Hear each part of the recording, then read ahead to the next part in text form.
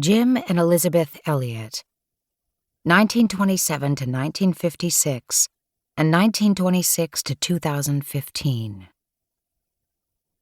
On October 28, 1949, Jim Elliot wrote in his journal about the blessings of heaven for the Christian and about the foretastes of heaven that God sometimes gives his children on earth. He then offered perhaps the most quoted lines penned by a 20th century Christian. He is no fool who gives what he cannot keep to gain that which he cannot lose. 6 short years later, deep in the Ecuadorian jungle, Jim Elliot would stare down the end of an Aka spear. Would he be a fool? Jim Elliot, living to the hilt.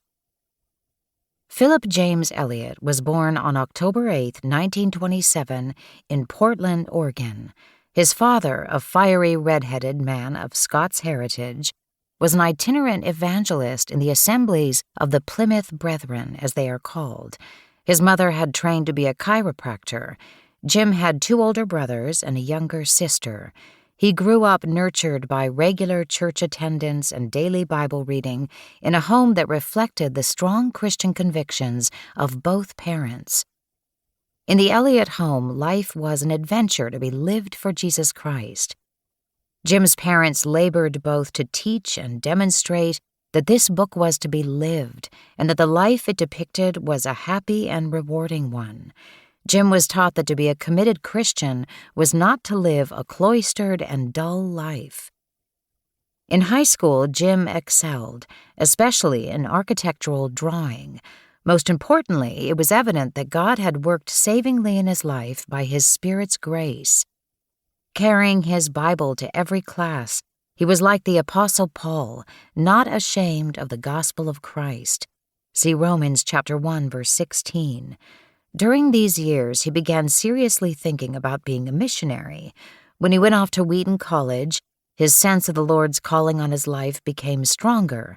He organized all his academic and extracurricular activities around preparing himself for Christian service, including his participation in the public speaking club, drama club, student government, and joining the wrestling team.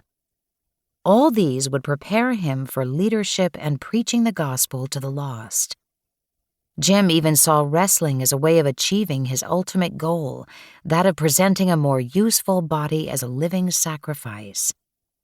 At Wheaton, he began to sense the Lord calling him to missionary service in Latin America, so he began studying Spanish and Greek so he would be equipped to translate the New Testament into an unwritten tribal language. "The Lord has given me," he wrote home to his parents during his junior year, "a hunger for righteousness and piety that can alone be of himself." He dismissed the academic honors he received. They can mean nothing to the soul who has seen the beauty of Jesus Christ. A motivator of those around him, Jim had a profound ability to lead other men.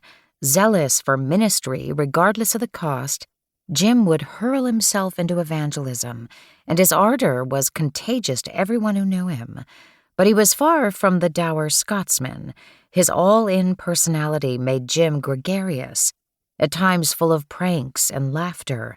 A man who believed he should live to the hilt, he could go from scorning love and marriage and expostulating on his fervent determination to live the celibate life for the glory of God and furtherance of the gospel, to being halted in his tracks by meeting an interesting, God-fearing young woman. A classmate, Dave Howard, invited Jim home for Christmas in 1947. Dave's sister, also a student at Wheaton, would later learn of a letter Jim wrote to his parents after meeting her.